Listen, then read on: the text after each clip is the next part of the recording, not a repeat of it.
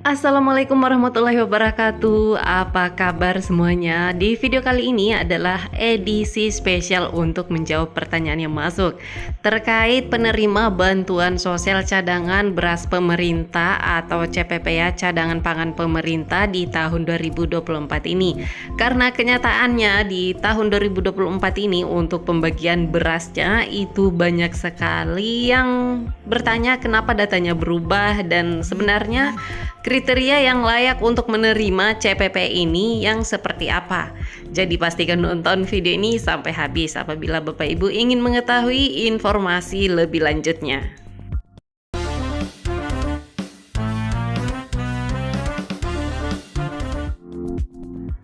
Baiklah, ini dia untuk pertanyaan yang pertama, yaitu menanyakan apakah untuk bantuan pangan cadangan beras ini sama dengan bantuan sosial beras biasanya. Karena ada perbedaan, soalnya di beberapa daerah katanya hampir 50% orang-orangnya itu berubah atau data penerimanya ini berubah dari tahun 2023 kemarin. Oke, jadi untuk penyaluran CPP di tahun 2023 kemarin itu dasarnya semuanya murni diambil dari data terpadu kesejahteraan sosial atau DTKS. Tapi per tahun 2024 ini khususnya di penyaluran tahap 1 dan 2 bulan Januari dan Februari tahun 2024 ini itu sudah menggunakan data P3KE. Nah, data P3KE ini adalah singkatan dari pensasaran percepatan penghapusan kemiskinan ekstrim sebagai database penerima bantuan pangan beras di tahun 2024 ini, yang saat ini datanya digunakan dan telah menjadi kesepamahaman antara Badan Pangan Nasional atau National Food Agency dengan Kementerian Koordinator Bidang Pembangunan Manusia dan Kebudayaan atau disingkat dengan Kemenko PMK. Dan tepatnya pada hari Jumat pertanggal 29 Desember tahun 2023 kemarin, NFA bersinergi dengan Kemenko PMK mewujudkan hal tersebut dengan ditandai penandatanganan perjanjian kerjasama tentang pemanfaatan data P3KE dalam rangka penyaluran cadangan pangan pemerintah untuk pemberian bantuan pangan di tahun 2024 ini. Jadi mulai bulan Januari tahun 2024 ini pihak Bulog akan menyalurkan bantuan pangan beras kepada sebanyak 22.004.077 KPM atau keluarga penerima manfaat dengan menggunakan data P3KE dari Kemenko PMK ini. Pertanyaan selanjutnya terkait apa itu data P3KE dan apa bisa dicek nama-nama yang terdaftar di dalam data P3KE atau tidak. Karena yang mendapatkan bantuan sosial pangan saat ini yaitu datanya semuanya diambil dari data P3KE. Baiklah, bisa kita lihat di sini yaitu data P3KE atau percepatan penghapusan kemiskinan ekstrim ini disingkat PPKE adalah upaya yang terarah atau terpadu dan berkelanjutan yang dilakukan pemerintah daerah dan atau masyarakat dalam bentuk kebijakan, program dan kegiatan pemberdayaan, pendampingan serta fasilitasi untuk memenuhi kebutuhan dasar setiap warga negara. Juga terdapat berbagai macam jenis permohonan dan juga berdasarkan instansi diantaranya seperti kementerian, lembaga pemerintah, pemerintah provinsi, pemerintah kabupaten atau kota, lembaga non-pemerintah, universitas dan juga perorangan. Data pensasaran pencepatan penghapusan kemiskinan ekstrim ini atau P3KE adalah kumpulan informasi dan data keluarga serta individu, anggota keluarga hasil dari pemutakhiran basis data keluarga Indonesia atau pendataan keluarga Badan Kependudukan dan Keluarga Berencana Nasional atau PKBKKBN per tahun 2021. Di setiap wilayah pemutakhiran, RT atau dusun atau RW dan setiap tingkatan wilayah administrasi desa atau kelurahan atau kecamatan atau kabupaten atau kota atau provinsi dan juga pusat. yang mana datanya tersimpan dalam file elektronik dan juga sudah divalidasi NIK-nya oleh Dukcapil serta memiliki status kesejahteraan atau disebut desil.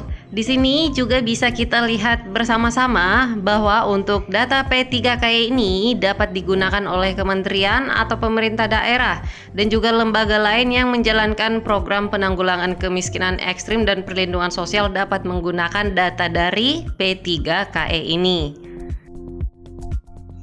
Bisa kita lihat di sini juga secara nasional untuk data yang ada di dalam P3KE ini sebenarnya juga bisa dibilang kurang lebih sama ya dengan data yang ada di dalam data terpadu kesejahteraan sosial. Di sini ada tingkatan-tingkatannya berdasarkan keluarganya, individu, klasifikasinya, jenis kelaminnya. Bisa kita lihat juga untuk tingkatan sosial ekonominya berdasarkan desil 1, desil 2 dan sampai dengan desil 4. Selain itu, di dalam data P3KE juga bisa dilihat untuk jumlah per provinsi dan juga per kabupaten. Berapa di sini semuanya ada dijelaskan terkait berapa jumlah yang termasuk di dalam desil 1, desil 2, desil 3 dan seterusnya. Dan juga bisa dilihat berdasarkan provinsi dan juga berdasarkan kabupaten. Semua data yang ada di dalam data P3KE ini. Kita coba lihat di sini, kita buka untuk data yang ada di Kalimantan Timur. Nah, pada saat kita buka untuk wilayah Kalimantan Timur, di sini bisa kelihatan jumlah keseluruhan dan juga bisa kelihatan jumlah per desil. Berapa masyarakat yang terdaftar di dalam desil 1, berapa yang terdaftar di dalam desil 2 dan seterusnya. Dan juga untuk BNMB address-nya juga bisa kelihatan dan itulah yang sekarang menjadi dasar pemberian bantuan sosial CPP atau cadangan pangan pemerintah per tahun 2024 ini. Selanjutnya di sini ada beberapa daftar pertanyaan yang umum ditanyakan terkait data P3KE ini. Yang pertama yaitu apa yang dimaksud dengan kemiskinan ekstrim. Dan kemiskinan ekstrim ini dijelaskan bahwa kondisi ketidakmampuan masyarakat dalam memenuhi kebutuhan dasar yaitu seperti makanan, air bersih, sanitasi layak, kesehatan, tempat tinggal, pendidikan, dan akses informasi terhadap pendapatan dan layanan sosial. Selanjutnya yaitu apakah kategori seseorang bisa dikatakan miskin ekstrim? Untuk jawabannya, seseorang dikategorikan miskin ekstrim jika biaya kebutuhan hidup sehari-harinya berada di bawah garis kemiskinan ekstrim. Atau dengan kata lain, seseorang dikategorikan miskin ekstrim jika pengeluarannya di bawah Rp10.739 per orang atau bisa dibilang dibulatkan Rp11.000 per orang per hari atau sebanyak 322.000 sekian per orang per bulannya. Ini data berdasarkan dari BPS per tahun 2021. Sehingga misalnya dalam satu keluarga terdiri dari 4 orang yaitu ayah, ibu, dan 2 anak memiliki kemampuan untuk memenuhi pengeluarannya setara atau di bawah dari Rp1.288.000 per keluarga per bulannya. Selanjutnya yaitu siapakah yang menentukan garis kemiskinan ekstrim? Untuk jawabannya, garis kemiskinan ekstrim disepakati oleh negara yang tergabung di bagian PBB dan juga pengukurannya dilakukan oleh Bank Dunia. Sedangkan di Indonesia untuk garis kemiskinan ekstrim ini ditetapkan oleh Badan Pusat Statistik atau BPS. Selanjutnya yaitu terkait bagaimana untuk mekanisme penyediaan data P3KE ini. Dan untuk informasi lengkap mengenai data P3KE ini dapat diakses melalui laman http://p3ke.kemenkopmk.go.id. Jadi buat Bapak Ibu atau teman-teman sekalian yang mau mengetahui lebih lanjut terkait data P3KE ini dapat menghubungi laman tersebut atau alamat websitenya. Saya sertakan di sini ya, bisa langsung buka dan pelajari di sana. Dan kalau nggak salah di situ bisa juga untuk buat akun, masuk terlebih dahulu agar bisa mendapatkan hak akses yang lebih luas lagi terkait data P3KE ini. Baiklah, sementara itu dulu informasi yang dapat saya sampaikan di video kali ini, dan juga saya minta dukungannya bantu kami untuk mengembangkan channel ini dengan cara bagikan ke seluruh sosial media yang Bapak Ibu punya, seperti bagikan ke WhatsApp grup atau ke Facebook milik Bapak Ibu semua.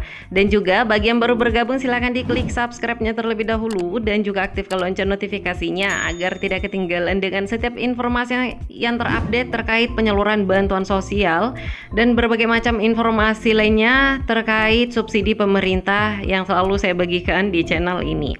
Oke, sementara itu dulu. Terima kasih sudah menonton videonya sampai habis dan semoga bermanfaat. Sampai ketemu lagi dengan saya di video selanjutnya. Wassalamualaikum warahmatullahi wabarakatuh.